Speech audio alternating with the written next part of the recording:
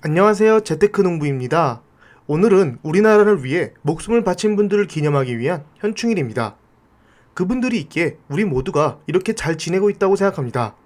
정말 감사드립니다.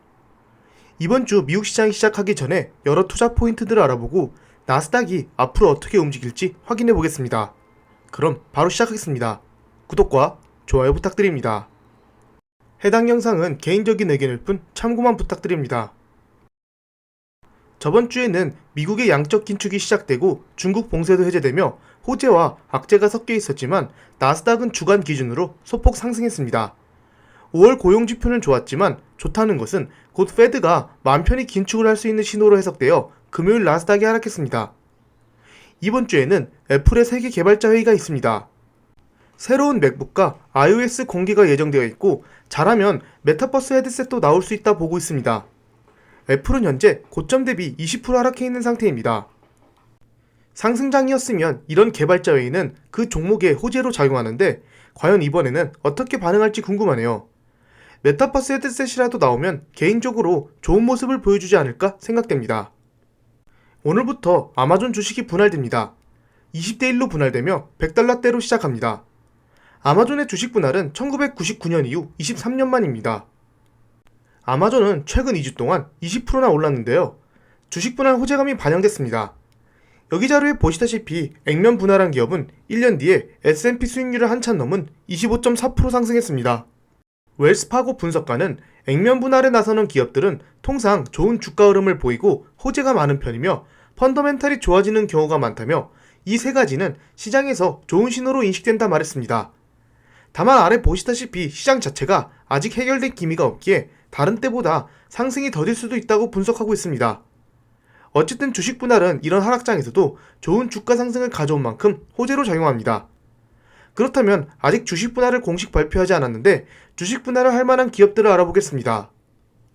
투자 전문지 밸런스는 주가가 높아 액면 분할에 나설 가능성이 있는 기업들로 부킹홀딩스, 브로드컴, 어도비, ASML 등을 언급했습니다. 부킹홀딩스와 브로드컴은 상당히 잘 버티고 있습니다. ASML과 어도비는 많이 떨어졌네요. 제가 어도비를 많이 분석해드렸고 저는 아직 한 주도 안 팔고 들고 있습니다. 매수할 당시의 이유가 없어지지 않았기 때문이죠. 어도비가 나와서 잠깐 분석해보자면 22년 1분기에 기간 물량이 2.24% 줄었습니다. 많은 물량이 줄었다고 보기는 힘들어 보입니다. 다만 콜옵션이 15% 가까이 증가하고 풋콜 비율이 23%까지 떨어진 것을 보면 단기적으로 어도비의 상승을 바라보고 있는 듯합니다. 오른쪽 기관들의 타겟 주가를 보면 주가 하락에 따라 목표 주가도 많이 떨어졌습니다. 다만 타겟 주가는 1년 뒤 예상 주가로 500달러 후반이면 지금보다 꽤 많이 상승할 확률이 높습니다. 어도비의 EPS는 계속 우상향할 것으로 보입니다. 강력한 구독 모델을 바탕으로 매출이 계속 증가하기 때문입니다. 또한 메타버스의 강력한 수혜주라고 생각합니다. 이번 주 금요일은 시장을 흔들 만한 중요한 지표가 발표됩니다. 바로 5월 미국 CPI 발표가 있습니다. 이번에 핵심이 될 근원 소비자 물가지수는 0.5%로 저번 달 0.6%에 비해 0.1% 감소한 수치입니다. 다만 저번 달 11일에 발표한 근원 소비자 물가는 예측치보다 0.2%나 높게 나왔습니다. 최고치를 넘지 않았지만 예상치를 뛰어넘었습니다. 5월 발표 전에 CPI를 다들 낮게 예상한 이유가 유가가 그 당시 많이 하락했기 때문인데요. 하지만 5월에 발표된 CPI는 유가보다 식료품 쪽에서 큰 인플레이션이 발생했습니다. 그래서 예상치 못하게 높게 나왔던 것이죠.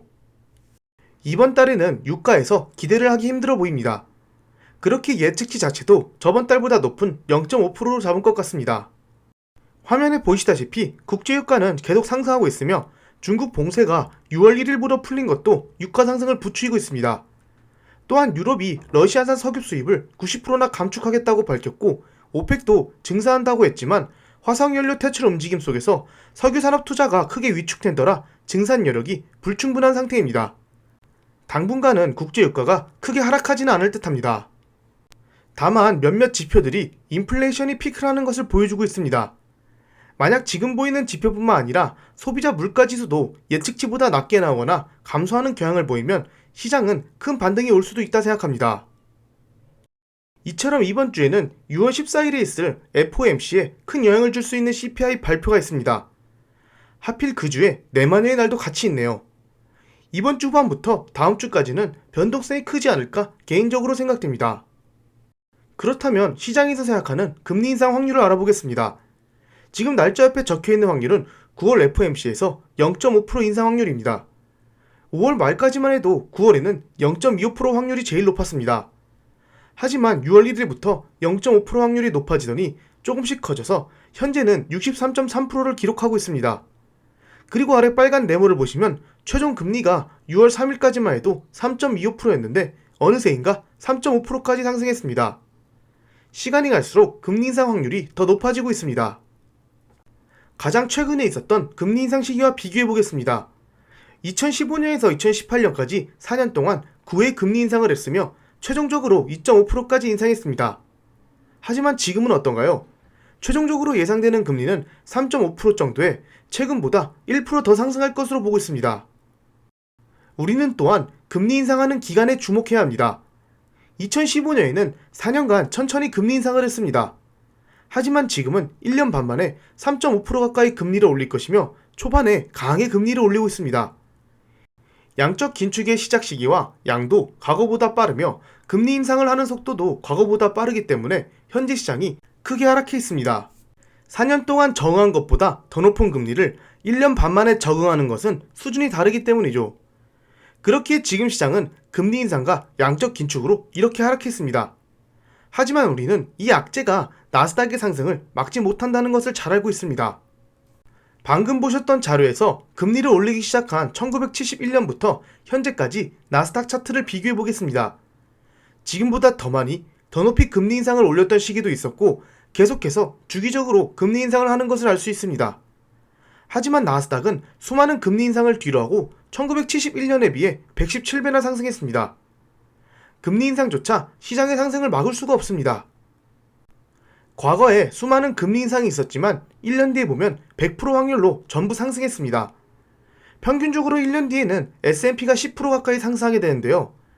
결국 금리 인상과 양적 긴축의 속도의 차이만 있을 뿐이지 결과적으로 봤을 때는 미국 시장의 상승을 막지 못한다는 것을 통계로도 알 수 있습니다. 다만 현재 급속히 풀린 돈을 걷어들이고 러시아 전쟁이나 여러 악재들이 해결되지 않은 점은 시장에 불안한 요소로 작용하고 있습니다. 하지만 금리 인상으로 인한 하락은 결국 상승한다라는 결과를 알고 있기에 우리는 하락할 때마다 기계적인 분할 매수를 하며 수익을 볼 확률을 높여갈 필요가 있습니다. 그리고 금리 인상이 어느 정도 됐다 싶으면 금리 인하를 하면서 유동성을 늘리기에 다시 주식시장이 상승할 확률이 높습니다. 이런 식으로 지금까지 미국 시장은 계속 상승해 왔던 것이죠. 지금 보시는 IT 버블 시대처럼 10년 이상 하락장이 될 것이다 라고 보는 분들도 있습니다. 하지만 이제는 그렇게 긴 시간 동안 하락장이 유지되지 않을 것입니다. 왜냐하면 시장의 변동성은 날이 갈수록 커지고 있고 10년물과 3개월 물만 보는 것만 해도 시장은 빠르게 변할 것입니다. 그리고 PER을 봐도 IT 버블 때만큼 시장에 버블이 있는 상태도 아닙니다. 주황색 그래프는 S&P 500의 주가이고 파란색 주가는 S&P 500 기업들의 실적입니다. 초록색 화살표는 동일한 길이인데요. IT 버블 당시에는 주가 상승에 비해 기업들의 실적이 따라가지 못해 주가와 실적 사이에 거리가 엄청나게 벌어진 것을 볼 수 있습니다. 즉, 거품이 많이 생긴 것이죠. 최근을 한번 봐보겠습니다. 지금 보시는 빨간색 화살표도 길이가 모두 동일합니다. 앞서 보셨다시피 2000년대 초반에는 실적과 주가 사이에 공간이 많이 비었지만 현재는 거의 공간이 없다고 볼 수 있습니다. 그리고 주기적으로 공간이 없다가 생겼다가 하면서 실적과 주가가 거의 비슷하게 움직이고 있습니다. 우상향하고 있는 것을 볼 수 있습니다. 즉, 기업의 실적이 지금처럼 받쳐주는 한 미국 시장은 계속 상승할 수 있습니다.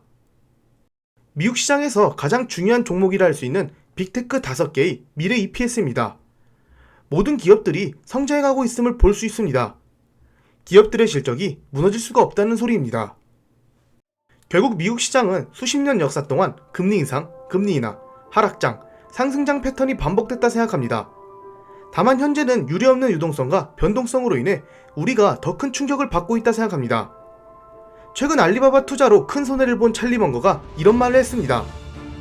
찰리 먼거 또한 실패할 때도 있지만 유명해진 이유가 지금 이 자리에 올 때까지 수많은 투자를 성공해서 엄청난 돈을 벌었기 때문입니다. 찰리먼거는 장기적으로 뛰어난 투자 성적을 얻으려면 단기적으로 나쁜 성적을 견뎌내야 한다. 나쁜 성적이란 지금 우리의 계좌라고 생각하시면 됩니다. 결국 뛰어난 성적을 받기 위해서는 지금 계좌에 찍힌 나쁜 수익률을 견뎌내야 한다는 말이죠. 오늘 시장이 위로 갈지 아래로 갈지 그게 중요한 게 아닙니다. 3년 뒤, 5년 뒤, 10년 뒤 시장이 위에 있을지 아래에 있을지가 중요합니다. 우리는 훨씬 더 위에 있을 거라 생각하기 때문에 투자한 것이며 그러한 시간이 올 때까지 지금 같은 수많은 역경을 이겨내야 한다 생각합니다. 주식시장이 쉬우면 누구나 부자가 됐을 것입니다. 어렵고 힘든 만큼 그 보답은 더 클 것입니다. 이번 주도 힘차게 시장을 이겨봅시다. 감사합니다. 절대 투자 추천 영상이 아닌 개인적인 의견이니 참고만 부탁드립니다. 지금까지 제 영상을 봐주셔서 감사합니다. 구독과 좋아요 부탁드립니다.